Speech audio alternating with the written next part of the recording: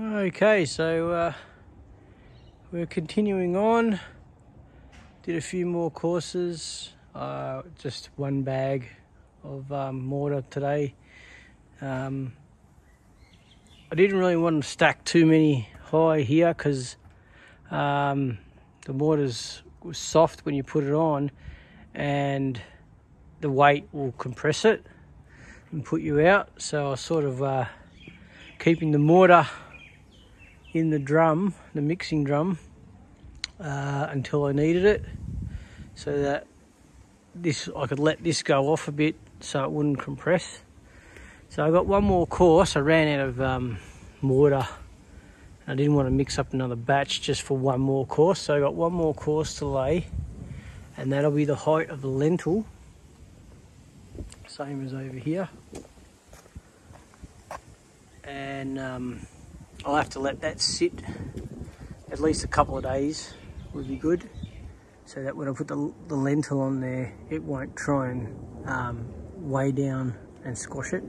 Like a day should be plenty, but you know, I'll probably give it a couple of days just to make sure, because I don't want the lentil, when I'm putting it up there, knocking it around. It'd be better to wait till it's off and it's got a bit more stability, a bit harder. So yeah, because I'll have to, the lentil will go underneath here, so it'll sit on this brick there. So we're getting close, and it's looking pretty good. Yeah, I'm following that line down on the 45, which is coming good. Yeah, it's looking alright. The missus is pretty happy, so that's saying something.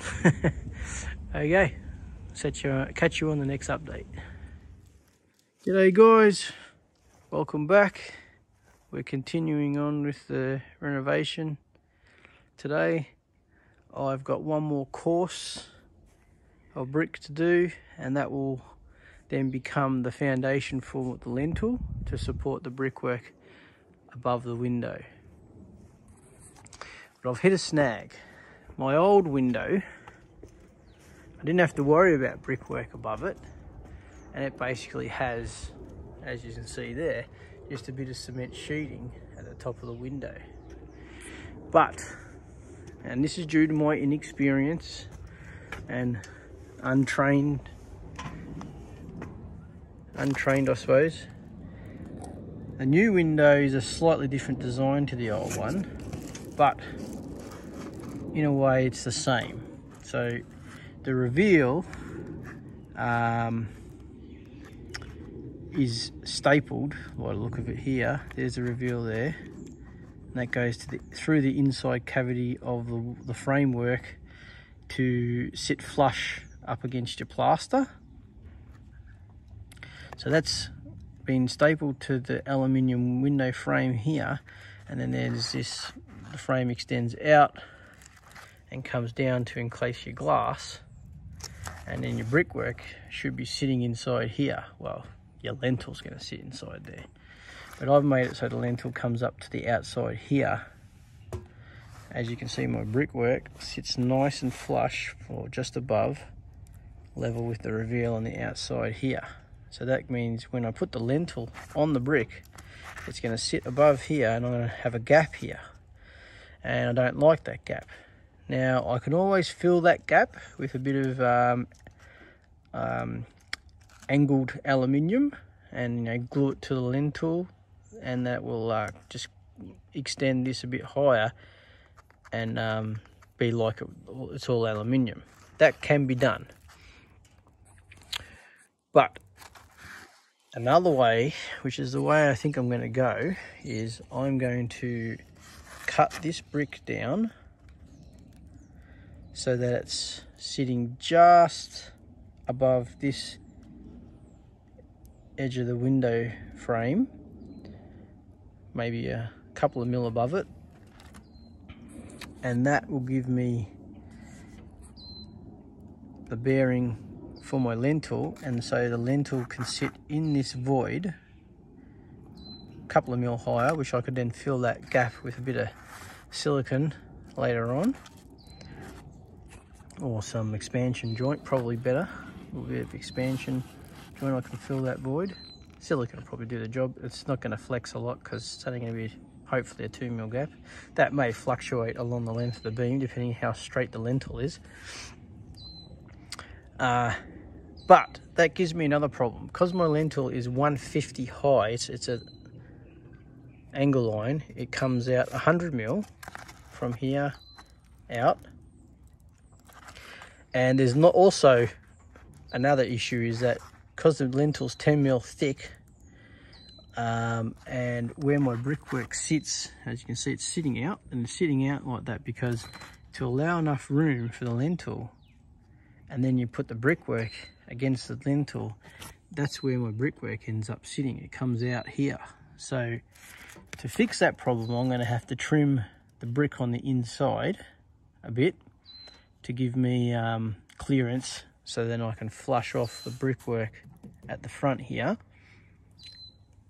but still leave enough that it sits behind the aluminium so it looks like a full brick, right?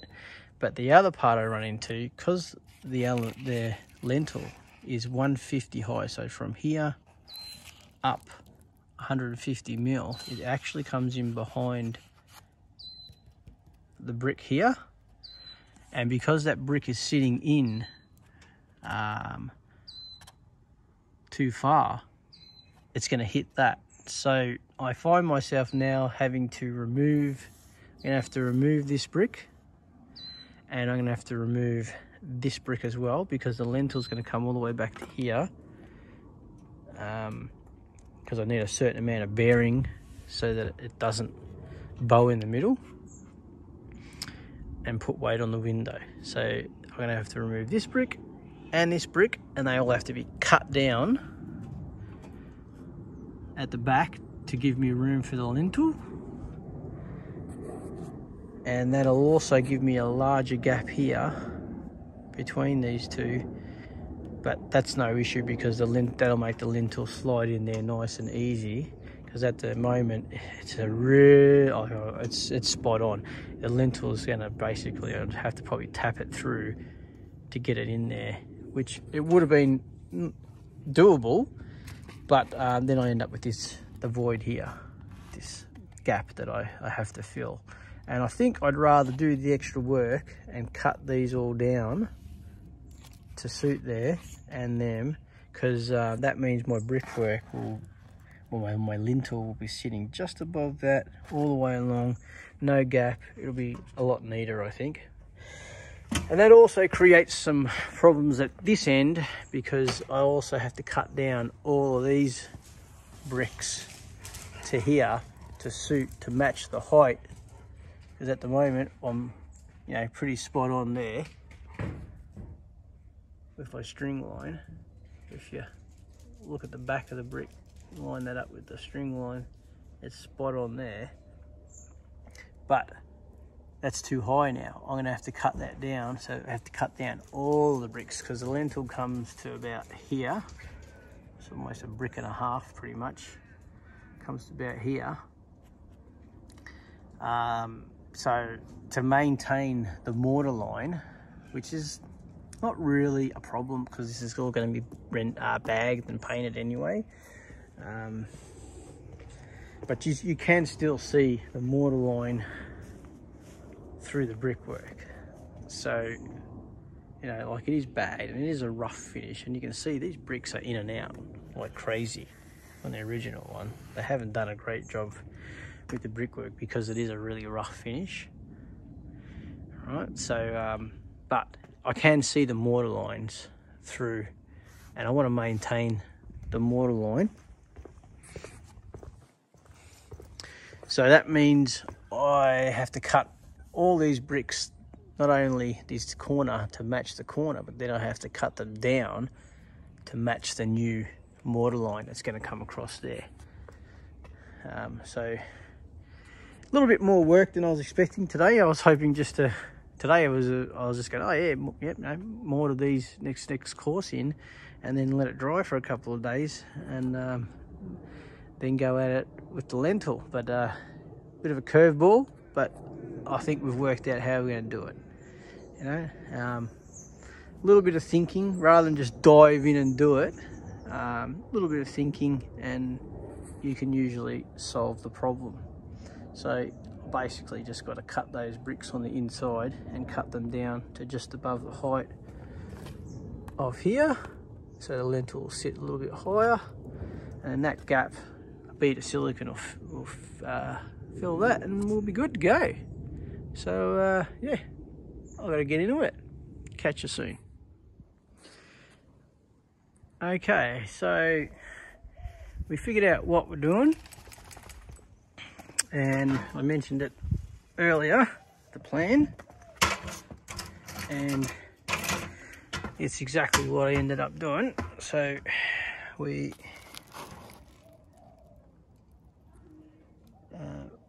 you notice there now, the brick is sitting roughly 5 mil above this edge of the window frame, and now the lentil will sit directly on top of that. The lentil only comes out 90 mil, so there will be space here to add mortar in front of it, and then we'll mortar on top of it and lay brick there. But the next brick will have to be cut roughly 10 mil off the inside. I'll actually lay the lentil on top before I do that, and then I'll measure out how much gap I need and cut the brick accordingly. And I'll also have to cut on the bottom edge along the corner. I'll cut that off on like a 45, because the lentil has a radius and that square edge is not going to fit into that radius, so I'll chop that off, the one on the bottom inside corner there that sits on the radius of the lentil. So then I'd like to be as hard up against the back of the lentil as I can, so this way I can measure how much gap I have lentil. But I can't come out too far because I still want to keep it. Oh, I suppose that doesn't matter, but yeah, I don't want to, well, the lentil comes out there anyway, so it shouldn't be an issue anyway. But I need to keep it flush with the front, so I have to cut off enough of the brick that I remain flush with the front, allowing for the lentil. So that should be 10 millimeters, because the lentil is 10 millimeters thick. So there we go. We are getting there, and I had to cut these bricks down because with the mortar thickness plus the full brick, I was up to about here. I was up to here flush with, well, just above there, so I've had to cut that extra it was around 15 mil off to get me there. And I had to do that on this side too, because the lentil sits on this side and I needed it parallel.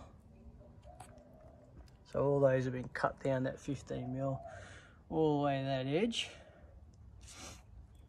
and then the lentil will come on top of that, and we'll go from there. I have to give that about a day or so to dry, because if I put the lentil on top of it, I don't want it to compact the mortar base, and that'll throw everything out of whack. So I'll give that a chance to dry, and then we'll in a couple of days we'll continue. Catch you soon. Okay guys, just another little update. It's the next day. The mortar has gone off on the bricks that I just put up yesterday, and we've put the lentil up. And I did want to record us putting the lentil up, but yeah, just forgot to do it. So I'm going to explain how we got it up there. I pushed back a couple of tiles up there, and we slung a rope over that rafter, and I connected it to the lentil, and then I set up this bit of steel and this timber over here, because the lentil was too heavy for me to lift up on my own, and I didn't really well, I didn't want to subject my wife to lifting the other end because it is pretty heavy. So what I did was I got my wife to hold the end of the rope, and as I lifted up the lentil, she kept tension on the rope, and then I rested it on here. And then while she held the rope and kept the lentil against the wall, I came over this side and lifted the lentil up onto this bit of timber, and asked my wife just to keep pressure on the lentil so it stayed against the brick wall. And then I came back over here and then I lifted the lentil up and onto that brick, and again asking her to hold the rope and just to keep pressure against it, I come over this side and lifted it up onto that brick. So that's how we got it into position, and it worked pretty well. And we're in there now, and it's not too bad. The only thing I'm not happy about is I have a bigger gap here than I do over there under the lentil between the thing, which I can't understand why, because the window's level and the lentil's level, and so I don't know how the window sits lower on this side than it does on that side. But I'm just going to have to fill that gap with something, and then paint it up the same colour as the window, so it all blends in. Okay, so now I got to clean up that beam with acetone because it's got a bit of a greasy residue to it, because then I have to I'm going to put some more. I've got to do all the waterproofing for it, so if water comes down the top there, it doesn't go on the inside of the window towards the cavity of the house. It comes on the outside of the window. So, I'm going to get some more of that aluminium isolation and put it over the top. I did think about putting this just on top of there, but it was a lot easier just to cut another piece and then we'll nail it to the top there and come down over here, and then I'll put my my waterproof membrane first on there, down there, and then I'll have the isolation come over the top of that so that water runs off onto the water membrane instead of going behind. Alright, so I'm going to clean that up and get into it. Check you soon. Go put the water membrane on.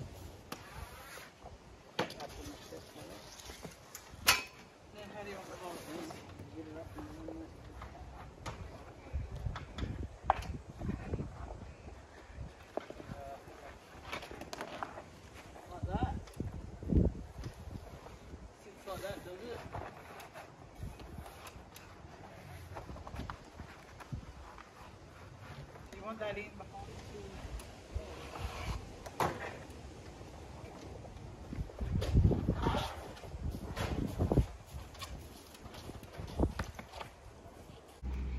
you. Okay, got a little snag.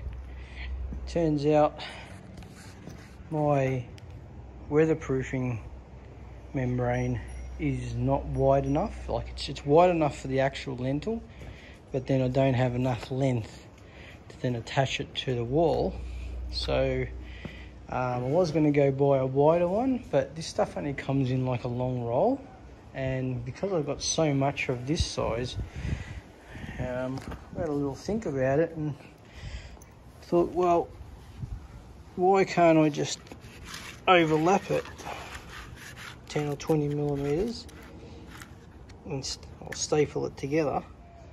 Okay, so the stapling was a bad idea. It's very difficult to staple in the middle with the overlap because staple throat isn't long enough to reach in, and folding it was just made a mess. So I remembered I had some waterproof membrane tape that I've used for my solar panel on my trailer, and that's what we've put here. This is like a double-sided tape, but it's an actual waterproofing stuff. As you can see, very sticky, very tacky, so that should hold it really nicely, and the overlap with the water should run off it. And now we just have to peel off the backing tape, and you can attach the one it over, lap it over, or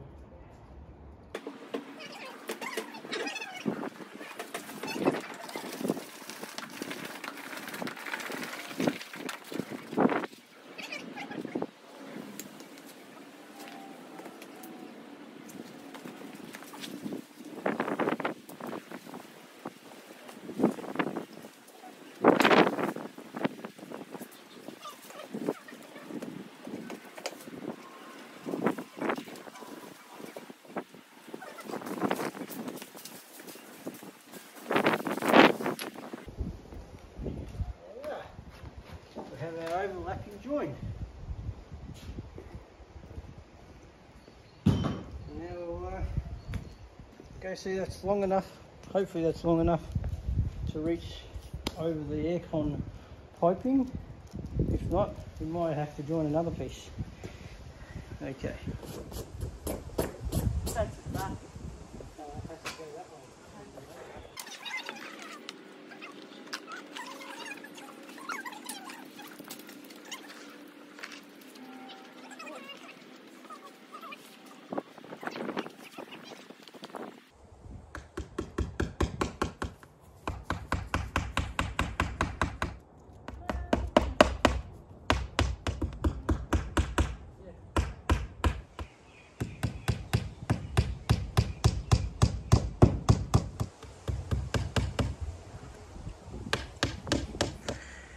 Okay, here we are, and I think I'm done for the day. We got the waterproof membrane in, and we've cut it at each end, and what we plan on doing is I'm gonna bring it in probably between, because the lentil ends about here, I'll bring it in and up between these two bricks, and the other one I'm going to bring it up at the back here, so it actually, the membrane comes up over here and it'll go up there, and I'll mortar this one in first and have the membrane sitting in front of it, and then I'll put mortar on the back of this brick and then squeeze it in behind that one, and that'll sandwich that membrane in there. And yeah, so I've cut all those bricks at the back. I'll probably cut about 10 mil off them. I mean, you can probably tell by the thickness of the brick on this side as to the thickness on the brick on that side. So they've all been cut in so that now they sit nice and flush with the brickwork that's already there now. Okay, so basically I will lay mud on the bottom, push that down hard up against the lentil at the back there, and that set my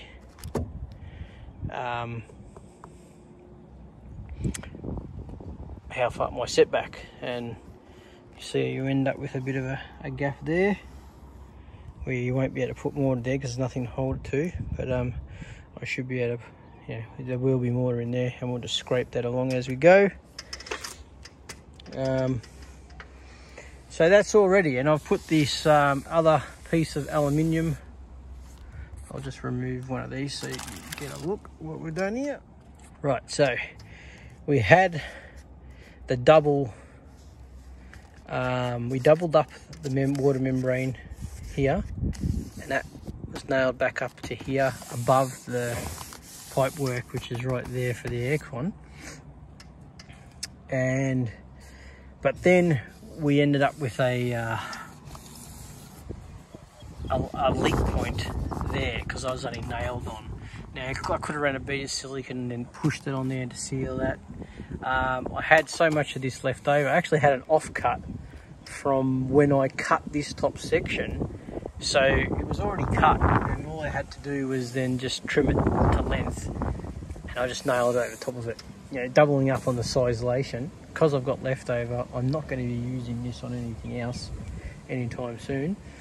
Because this is the last external wall. The rest are all internal. You don't need this, so no problem with that. And I do have like probably about half a roll left over anyway. And that was all from my shed, because I sizelationed all the inside of my shed. So it helps keep it nice and cool in the summer and a bit warmer in winter. So this was free anyway, and this had a virtually perfect offcut. As you can see, it just came past the bricks, so it's not going to flap off, and now water will run down that onto the membrane and out.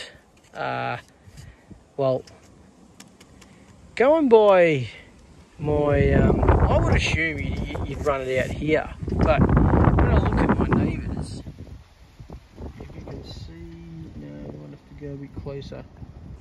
I'll go a bit closer.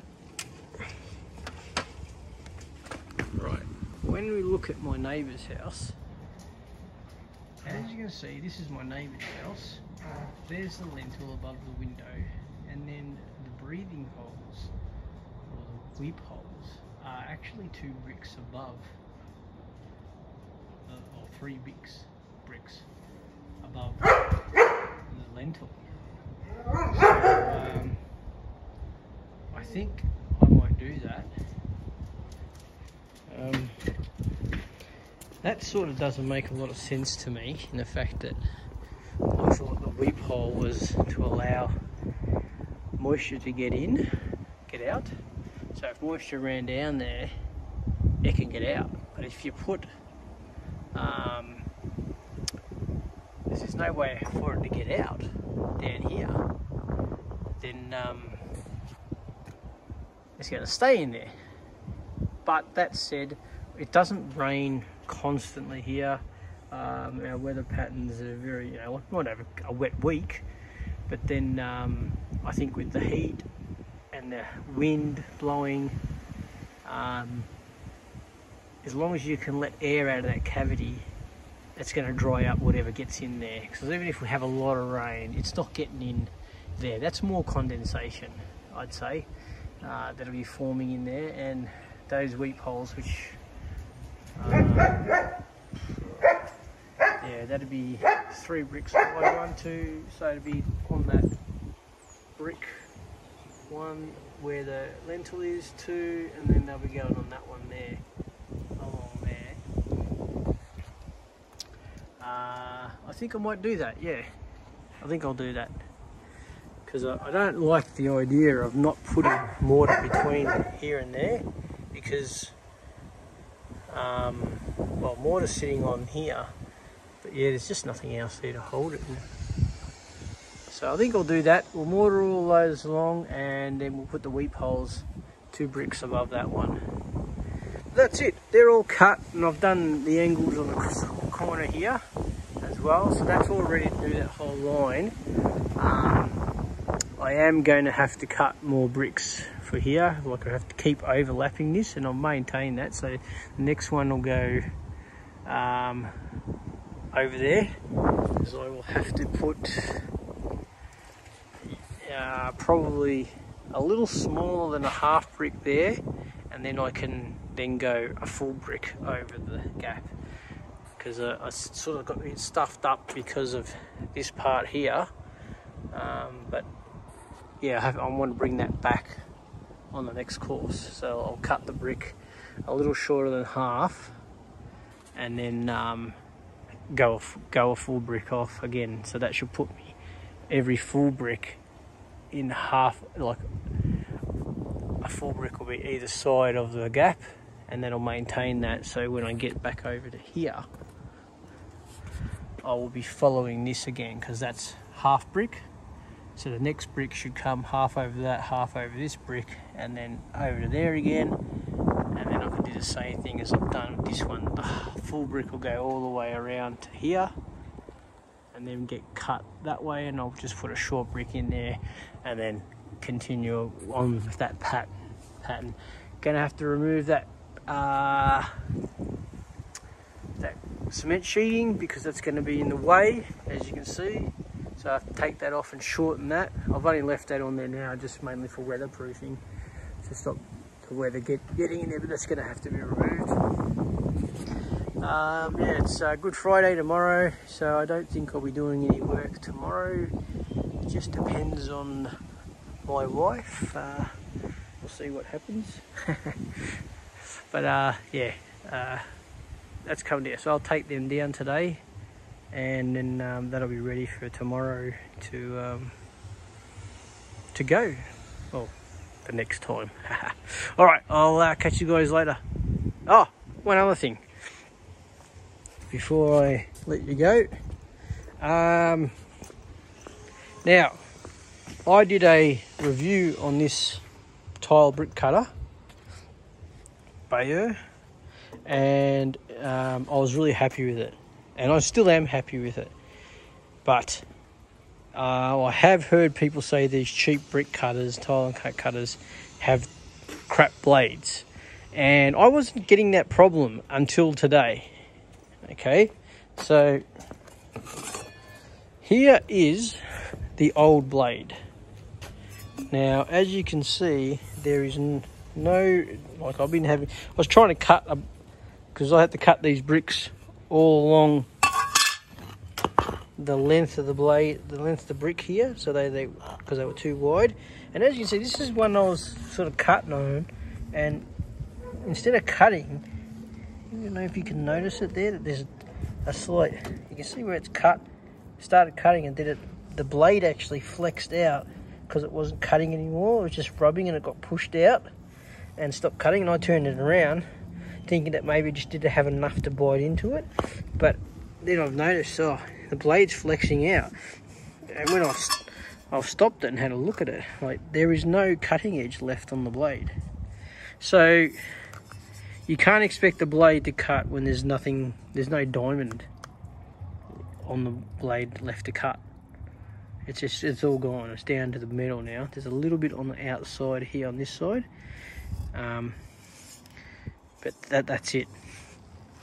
So this blade, it worked flawlessly right up until the point where it had no diamond left to cut. So you say these blades are no good. Well, that all depends on what you think is a good blade. If you think a good blade is a blade that cuts, and cuts well, then this is a good blade. If you think a good blade is a blade that lasts forever, well, then this is not a good blade, okay? Well, look, up until those cuts on the top of that lentil, which I did do a couple with this before it gave up the ghost, this had cut us, virtually all these bricks here. Virtually all these bricks here, apart from these ones, which were from the top row there. So, and there's also several other test cuts that I did with it, getting used to it, trying to find out how accurate the scale is and whatnot. So it's done quite a few cuts on this particular blade, and this is not tile, and these are cutting through full bricks on diagonals as well.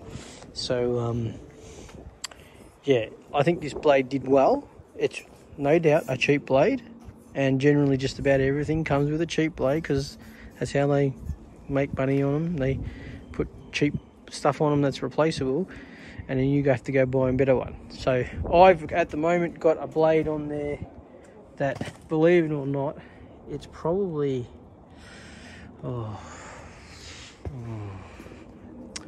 it's got to be close to, it's getting on close to 20 years old, that blade.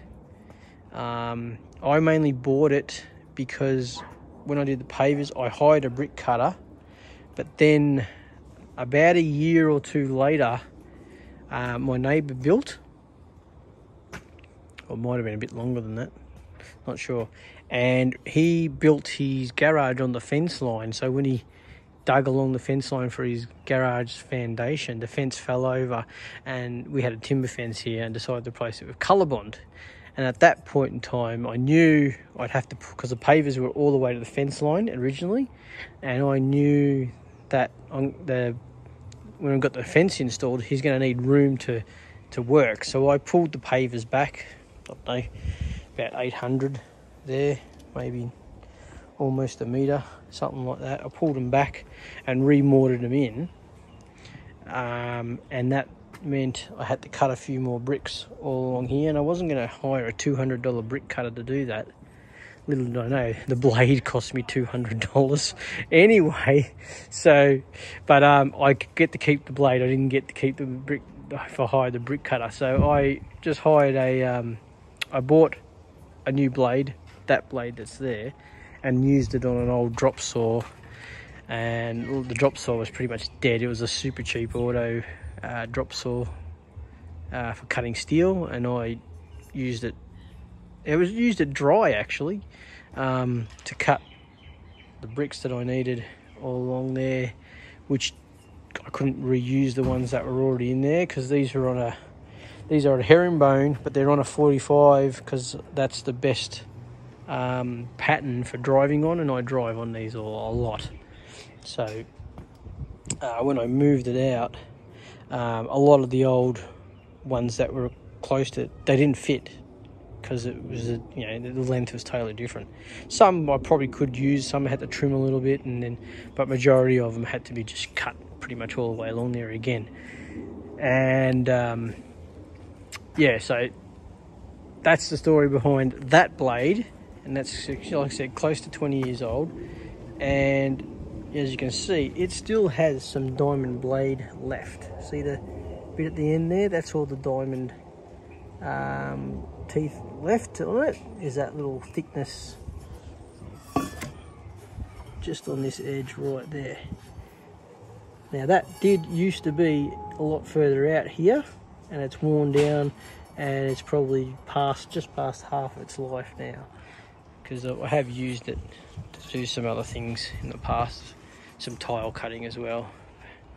I actually mounted that on my Trident workbench in there and was using it on that, but I didn't like using masonry on that because it tended to scratch the table, so hence why I didn't decide to use that on that table, and bought a proper brick saw because I knew I'd kill me Trident saw basically using it with that. Plus this is a wet, this wouldn't have lasted 10 minutes I think if you didn't have a wet blade, and that's going through, still cutting through the bricks like butter. The only problem is the diameter. It's, even though this is worn down to nothing, this is still bigger than that. So I have to flip the bricks over to get right through them, even in this sort of orientation. But yeah, I just thought I'd throw that in there because I like this saw for what you pay for it. It is excellent. It does the job. And look at it. I mean, it's getting a pounding, and it's holding up well. Everything's sliding well. You just got to wash it, wash the tracks down and get all the grit off them, and then it's smooth as silk again. But the blade, yeah, look, not great in long lasting, but it worked while it had diamond to cut with. So yeah, I really can't ask for more, and I wasn't expecting too much more. I didn't think it was going to last forever, but hey, I know now, and even that blade, it's going to annoy me having to cut more bricks, so I'm going to have to buy a new one because I need that extra diameter that's worn off that one to get through the bricks, because I'm losing capacity. All right guys, there we are. As you can see, we got the lentil installed, we've got all the waterproofing done, we've cut all our bricks to go into that lentil, yeah, it's just a matter of starting to lay brick again when we continue. Cheers.